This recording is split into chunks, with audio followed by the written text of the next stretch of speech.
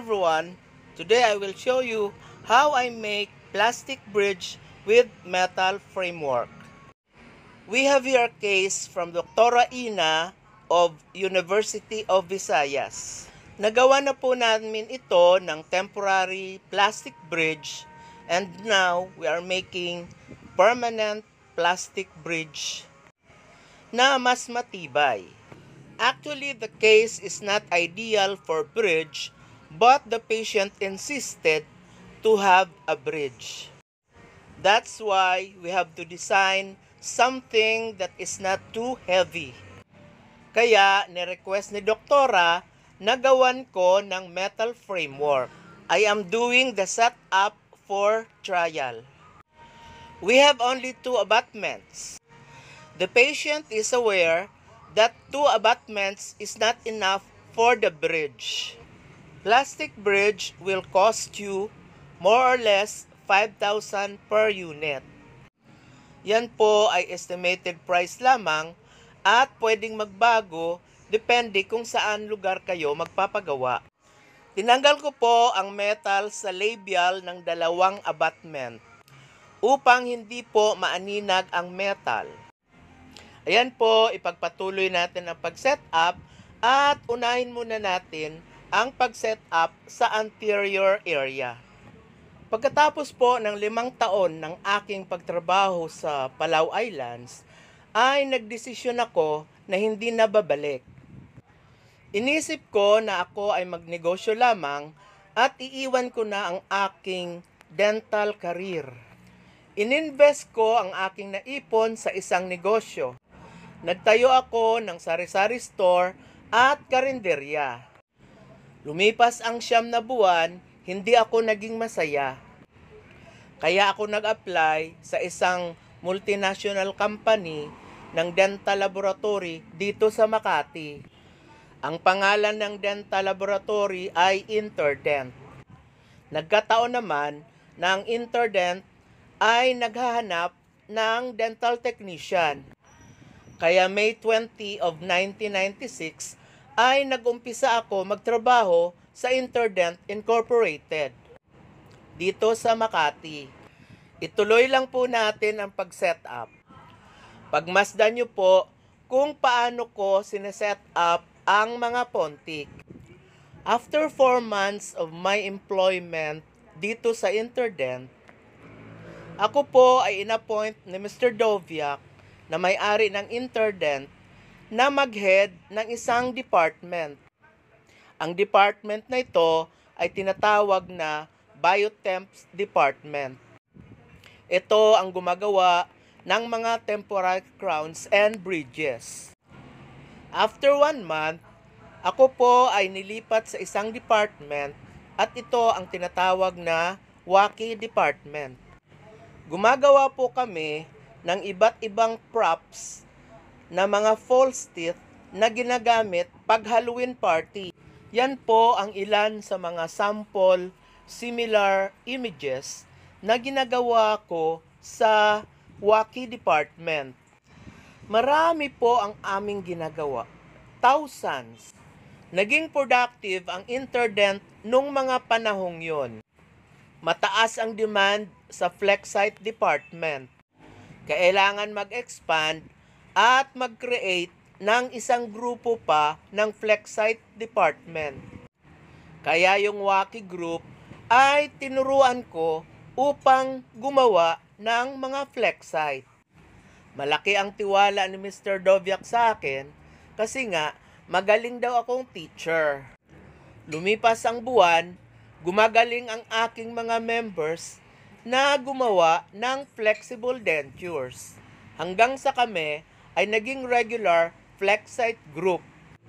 Lumipas ang ilang taon, naging magaling ang aking grupo sa paggawa ng flexible dentures. Flexible dentures ng local doctors. Ang ibig sabihin ng local doctors, dentista dito sa Pilipinas. Kasi karamihan ng mga ginagawa namin ay galing sa ibang bansa. 5% lamang ng mga dentista ang ginagawa namin dito sa Pilipinas. Hawak ko ang local Flexite Department sa loob ng 19 years. Yan po ang ilan sa quality at napakagandang flexible denture na ginagawa namin sa Interdent. Tuwang-tuwa ang mga pasyente pag nalaman nila na gawang Interdent ang kanilang Flexite. At sinisigurado namin na ang aming mga Flexite dentures ay quality. Naging union president po ako sa Interdent sa loob ng 7 taon. At sa aking paninilbihan ay nabigyan namin ng legal personality ang aming union. Ang Interdent at ang union ay nagkaroon ng mapayapang negosasyon.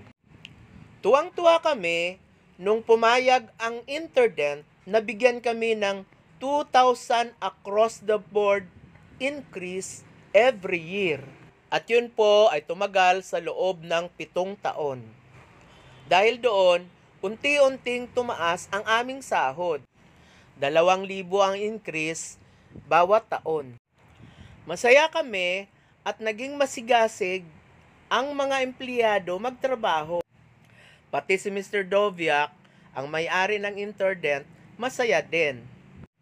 Patuloy ang paglago ng Interdent at patuloy din ang masigasig na pagtrabaho ng mga empleyado. Taong 2008 sa pamamasukan ko sa Interdent, I find myself bored of my daily routine. Kaya ang ginawa ko, nag-enroll ako sa LaSalle University upang ipagpapatuloy ang aking pag-aaral. Kumuha ako ng master's degree in industrial psychology. Kasi nga, balak ko na bumalik sa pagtuturo hanggang sa ako ay mag-retire.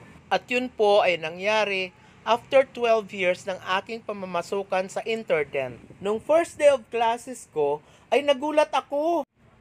Kasi computer lang ang kaharap ko. Sabi ko sa sarili ko, paano kaya pindutin to?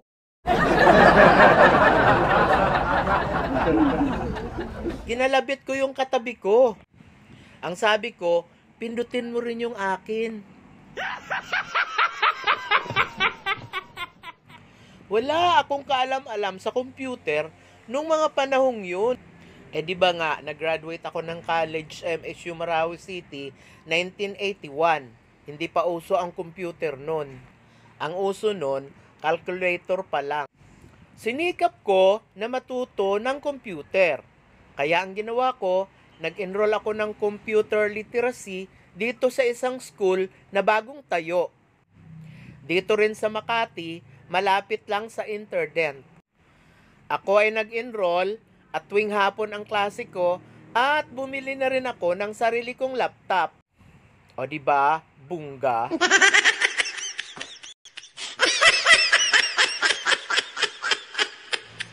Nagpaturo ako sa mga anak ko, sa mga anak ng kaibigan ko, at sa pamangkin ko kung paano gumamit ng laptop. At kung paano gumawa ng PowerPoint. Kasi nga, sa school, puro PowerPoint ang ginagamit. Lalong-lalo na pag-reporting system. Naging kaibigan ko ang direktor nung school kung saan ako nagkuha ng computer literacy. Nalaman niya na ako ay kumukuha ng master's degree sa LaSalle at mayroon din akong teaching background. Yan po, pinipisto na natin ang ating plastic bridge at i-ready na natin for try-in. Pag okay na po ang try-in, ay lulutuin na po natin. Sigurado ako, matutuwa ang pasyente kasi nga may fixed bridge siya at yun ang kanyang pangarap. Isang araw, tinanong ako nung direktor. Ang sabi niya, kung mayroong bakante daw, pwede ba daw ako magturo? Ang sabi ko, why not? Isang araw, may tumawag. Ang sabi, pwede ba daw ako magturo sa St. John Bosco?